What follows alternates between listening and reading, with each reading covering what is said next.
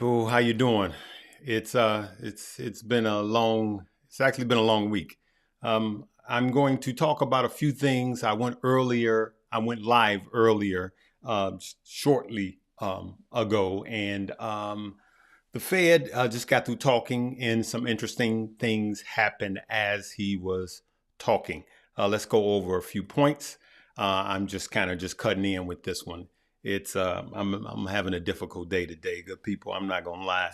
So um, the Fed said that the appropriate thing to do at this time is to move at a slower pace as far as the interest rate hikes. The market did like that. All right. So the market liked that. Right. Then also, he continued to say that the labor market is strong and he doesn't see many layoffs coming. As a matter of fact, he went into a variety of things of why the labor market is strong.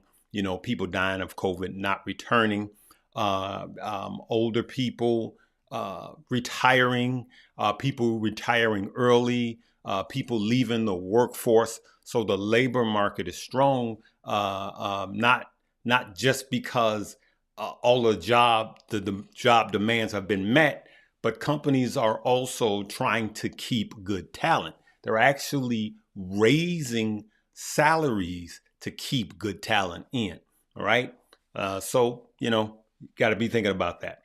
The Dow fell more than 600 points as the Fed was speaking, and then turn around and rose another 450 points. Okay. The dollar actually fell. The dollar went green, and then it actually fell while the Fed was talking. It rose, but then fell again, right? And he asked the question. One of the people asking questions to the Fed asked a question that I thought was a good question. It's something you and I have discussed, and that is the Fed behind? Is the Fed behind with the data he's reading? He was late calling inflation transitory, remember, last year, and now he was late on the way up. Is he late on the way down? I'm going to play that one for you. Okay, I thought I was going to play it for you. Of course. What a day, what a day. I am having a day, good people. All right, we're not going to play that. So as we see, the market is reacting like it normally does. You guys know the longer the Fed talks, the longer the market walks. So now the market now is down, right? So let's look at the indices. As you can see, the indices are still down, negative, right?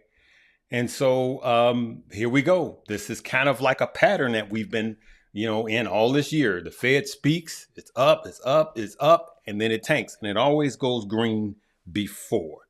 So let's no, that's not the right one. Wow.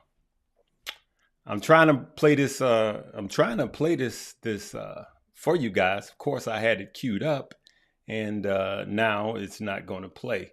Man, you guys ever had one of those days? Just one of those days. And it's happening right now. So, but that's what I wanted to talk about. Let me see if I can pull this up, because it was very important that you guys hear this. I thought it was a really good question. All right. I'm going to just let this thing play until it gets to it. It's got to play these commercials first, good people. They ain't paying me, so I'm not playing it. All right. And so what do you guys think? Hey, man, bro, I need your prayers today. I need your prayers today, man. It's just one of those days. I'm going to talk about what's going on at the end of this. It's a lot going on. But good people, my brother, please don't sing. My own brother, y'all. Oh, wow. Let's listen to this for a minute.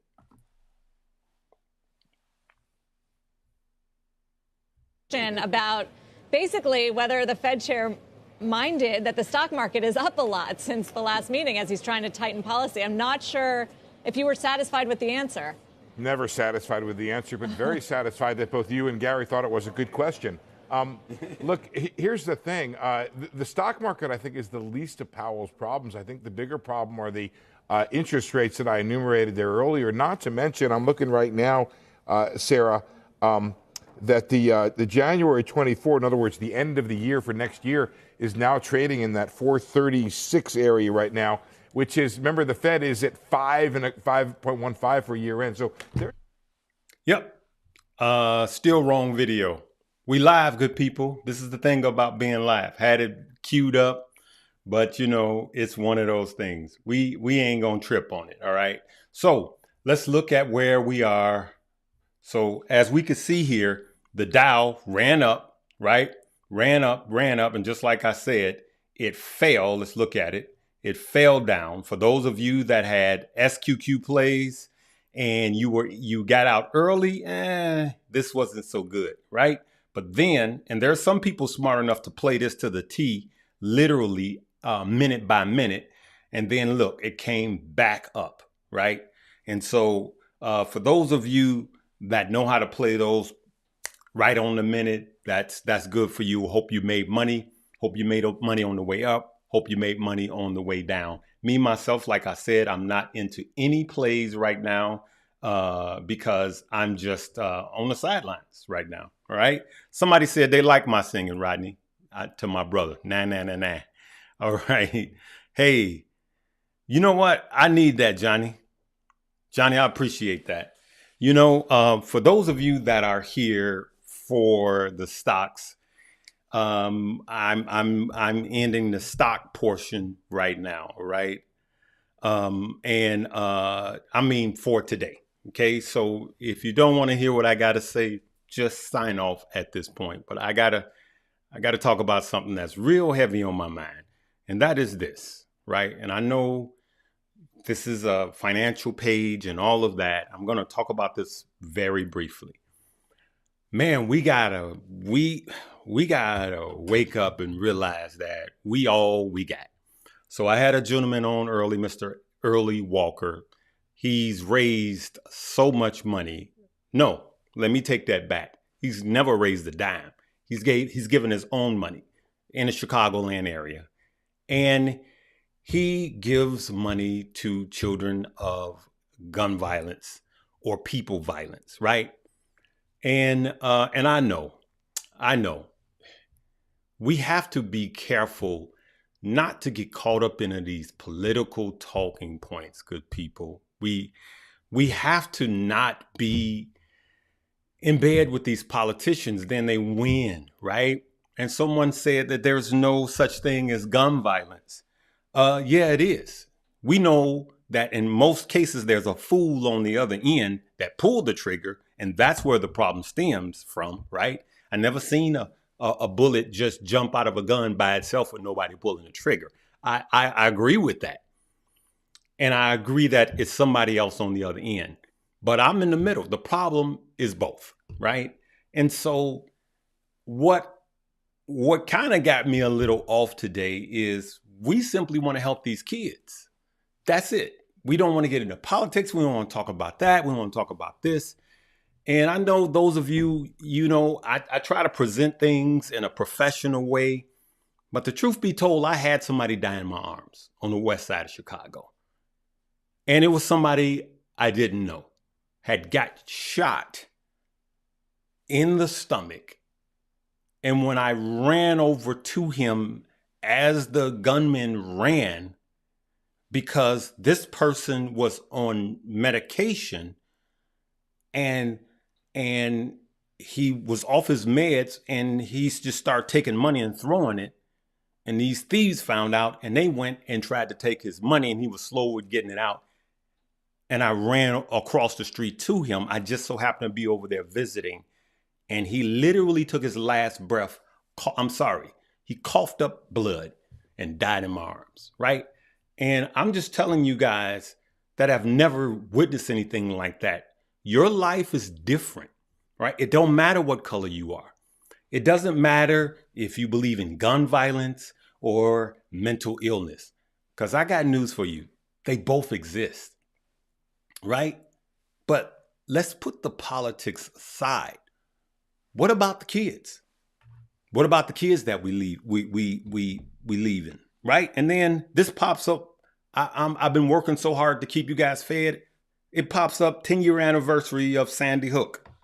Like all these kids getting massacred. Columbine, all these kids are getting massacred. And we sitting here arguing over talking points. The reality still exists, is that there are evil people, there are mentally ill people, and there are some firearms that don't need to be on the street. Those are all facts. Those are all facts. I'm a licensed gun owner. So I'm not a crazy on this side, but I'm also not crazy on this side. And sometimes some of you Christians, and I'm a follower of Christ, some of you Christians make me sicker than anything. And I'm just keeping it real. And I'm a Christian. And some of the Christians make me sick with your righteousness. The good book says your righteousness is as filthy rags. It don't mean nothing. So the question is, what are we going to do? Right? So if you don't donate to this, then all I ask you to do is do something in your neighborhood. Like I said, my family served this country in the military. My great uncle just passed. He literally was riddled on the beaches of Normandy. And it took him 3 months to get home because he was colored. Okay, these are the facts, right?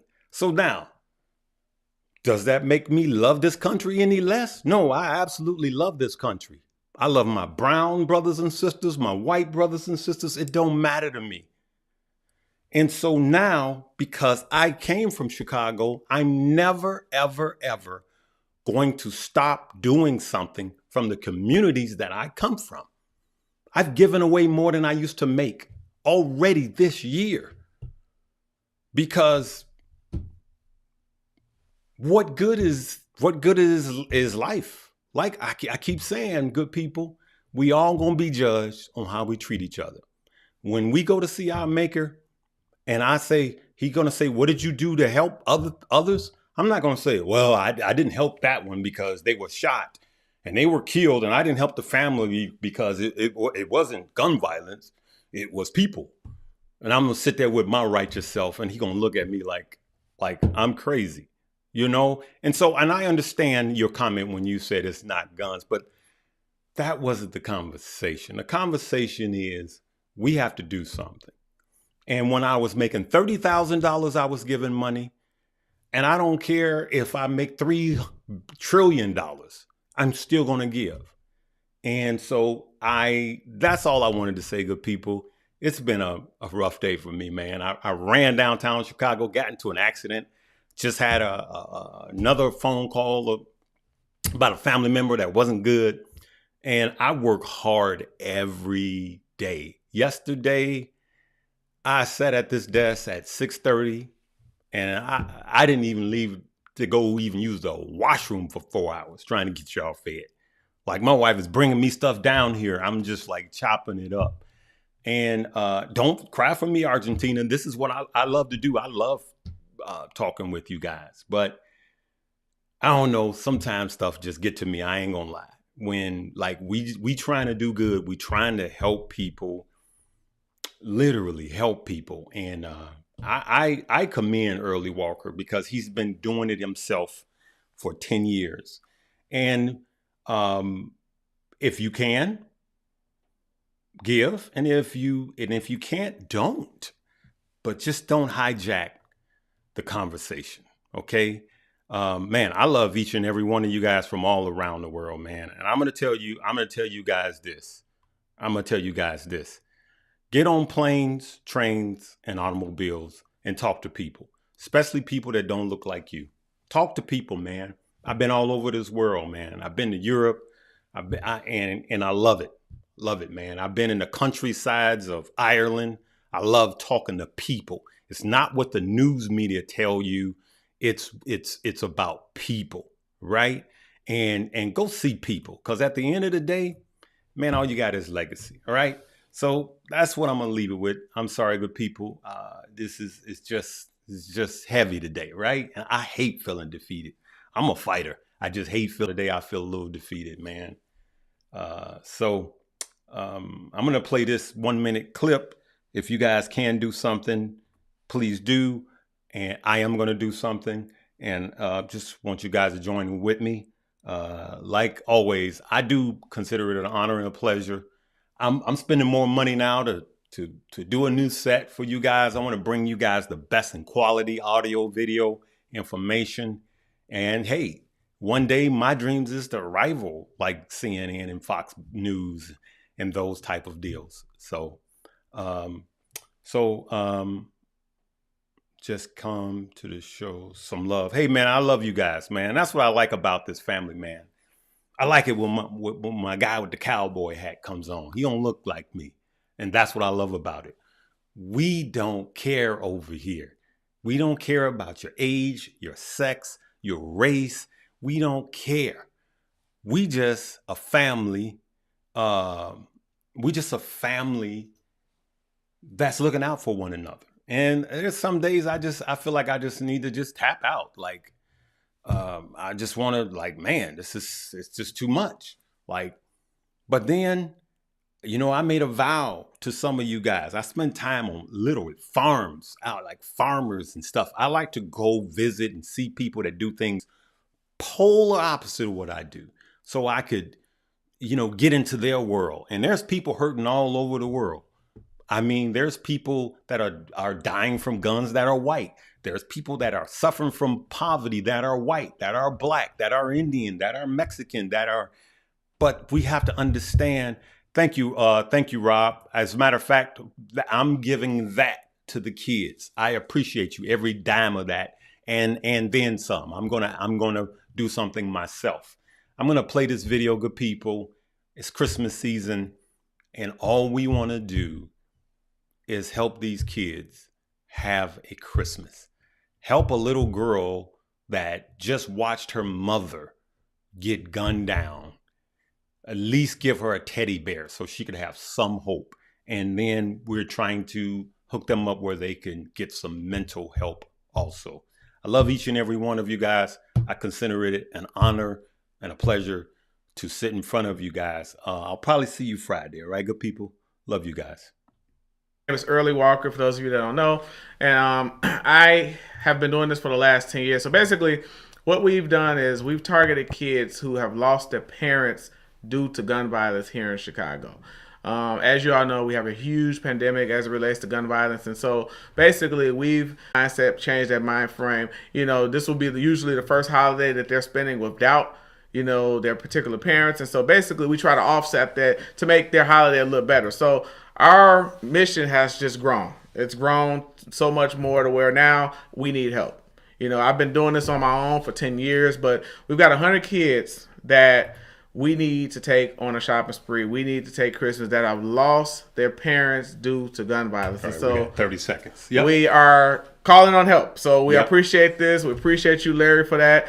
And anything you guys can do. Our website is www.imtellingdon'tshoot.org. www.imtellingdon'tshoot.org. If you want to give and you want to write off, you can email us as well at don'tshootimtelling@gmail.com. Here's the Fed decision.